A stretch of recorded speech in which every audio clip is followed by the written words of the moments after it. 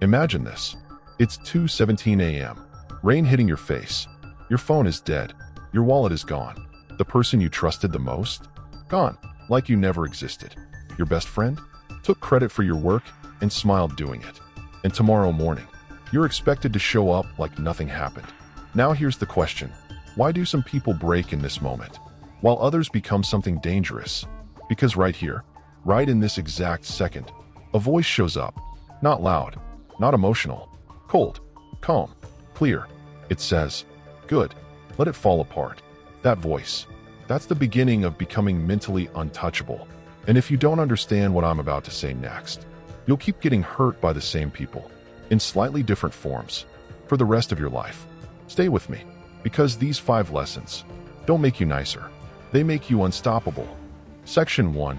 Kill the need for approval. The first thing you need to destroy is your addiction to being liked. Not reduce it, not manage it, destroy it. Because the moment you need approval, you give people control over your behavior. You start editing yourself, filtering your thoughts, walking on eggshells, just to avoid rejection. That's not kindness. That's fear in disguise. There was a time when I would overthink everything. Every message rewritten. Every post calculated. Every word designed not to offend. And what did that get me? Respect? No. It got me ignored, overlooked, replaceable. Then everything changed when I realized one truth. People don't respect the version of you that's trying to be liked. They respect the version of you that doesn't need them. So I stopped performing, started speaking directly, stopped explaining myself, stopped chasing validation. And yes, people left. A lot of them. But what replaced them was peace. Real peace. The kind that doesn't depend on anyone's opinion. If you want power, stop asking for approval. Become the one who gives it. Section 2. Master selective cruelty. Now this one, most people won't accept, because it sounds wrong, but it's necessary. You need to master selective cruelty, not to harm others, but to protect yourself, because kindness without boundaries is self-destruction. There are people in your life right now who are draining you slowly. They take your time, your energy, your attention, and give you guilt in return. They say things like, "You've changed. I thought you cared." But what they really mean is, "You stopped letting me use you." At some point, you have to stop negotiating with people who benefit from your weakness. You don't argue. You don't explain. You cut them off. Clean. Quiet. Final. It will feel wrong at first. You'll feel guilty. That's normal, because you were trained to prioritize others over yourself. But give it time. That guilt fades. And what replaces it is control. And control is power. Section 3. Control your emotions. Your emotions are not your enemy, but they are not your leader either. They are signals, nothing more. Most people live their entire lives reacting instead of deciding. They feel anxiety, so they stop. They feel fear, so they quit. They feel doubt, so they never begin. That's not living. That's obeying. Here's the shift. You don't suppress emotion. You don't fight it. You acknowledge it and move anyway. You feel nervous? Good. Move. You feel scared? Move. You feel uncertain? Move. Because discipline is doing what needs to be done, regardless of how you feel. The moment you stop asking, "How do I feel about this?"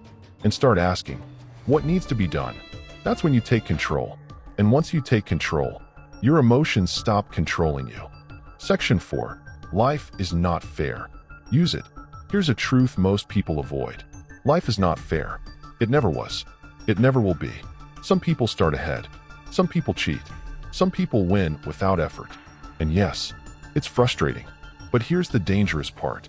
If you wait for fairness, you lose time. And time is the only thing you can't recover. So instead of asking, "Why is this happening to me?" ask something better. How can I use this? Pain becomes fuel. Loss becomes strategy. Failure becomes data.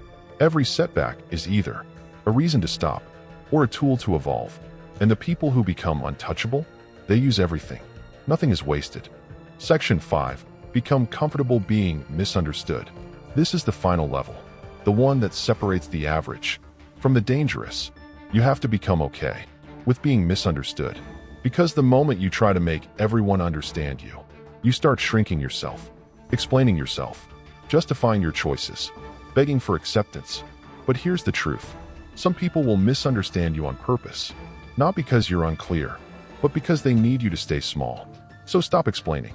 Let them think what they want. Let them judge. Let them walk away. Because the right people don't require constant explanation, and the wrong people will never accept it anyway. Freedom begins when you stop needing to be understood.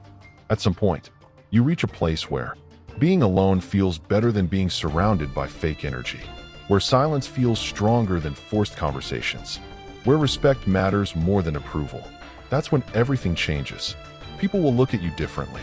They'll say you've changed, and they'll be right, because you're no longer easy to manipulate, no longer easy to break, no longer easy to control. That's what it means to become mentally untouchable. If this hit you, don't just watch and scroll. Take a second and type, "I'm done being weak." Because that decision, that single moment, is where your new life starts. And if you're serious about becoming stronger, follow Dark Mind 999, because this is just the beginning.